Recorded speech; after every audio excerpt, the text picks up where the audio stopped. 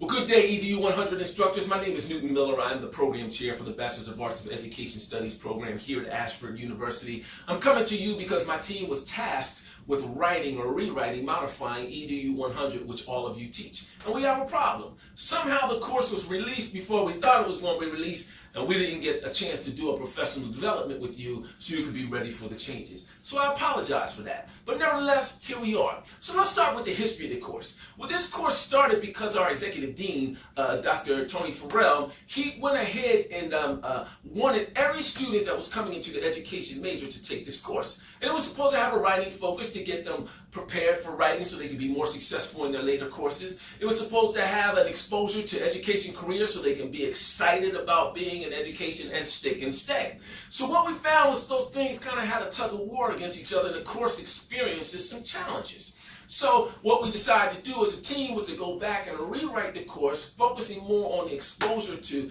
education and having the student focus on who they are or want to be as an educator so they can get excited now about later and stick and stay within the program.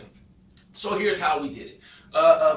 We decided to build a course that had 5 basic components. Number one, the student talked about their why. Why do they want to be an educator? What are they doing here in the first place for?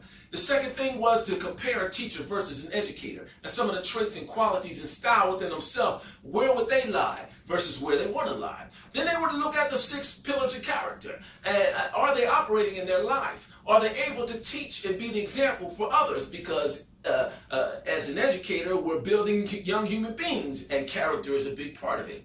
Then we have them look at career options and choices. Do you just have to be a teacher? What else can you be with an education degree? Then we had them look at, very briefly, 4 of the major instructional models. Not to internalize them greatly, but to be able to kind of give a few sentences about them. Then we exposed them to a lesson plan in their arena of choice, and they were able to analyze that lesson plan against what they thought they would do at teaching a course and give their opinion of how to make it better, if they could make it better at all.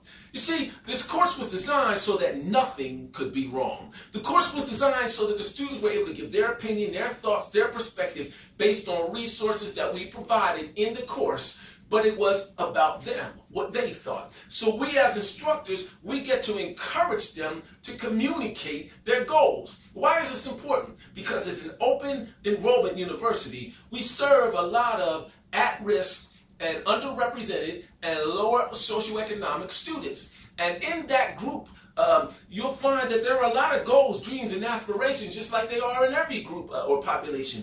But the goals, dreams, and aspirations that people have in themselves in that group, they're usually, they don't think that they can actually attain them. So one of the ways of helping someone attain their goals, dreams, and aspirations, or increasing their probability, is to have them speak them, verbalize them. So you begin positive self-talk. You have a positive self-fulfilling prophecy, so it increases their chances. So in this course, they get to talk about those things. They get to share them with their peers. They get to get input from one of you about their goals, dreams, and aspirations, which helps them be more probable, and motivated to move towards them.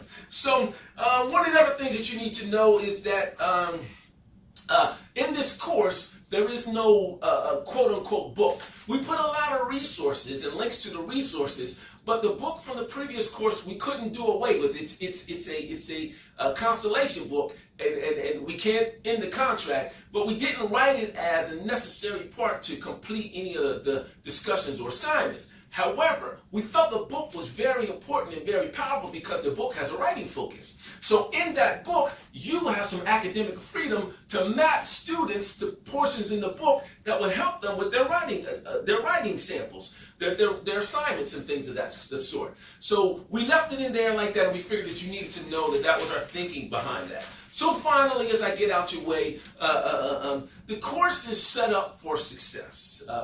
Students can't fail the course. Theoretically, the only way they can fail the course is if they don't do their assignments and don't do their discussions. You see, the purpose of the course is not to teach new information, but to solidify that cognitive shift the students need to have in their mind so that they can start breeding success concepts and start moving towards success. You know, it's not a writing course. It's not a new information course.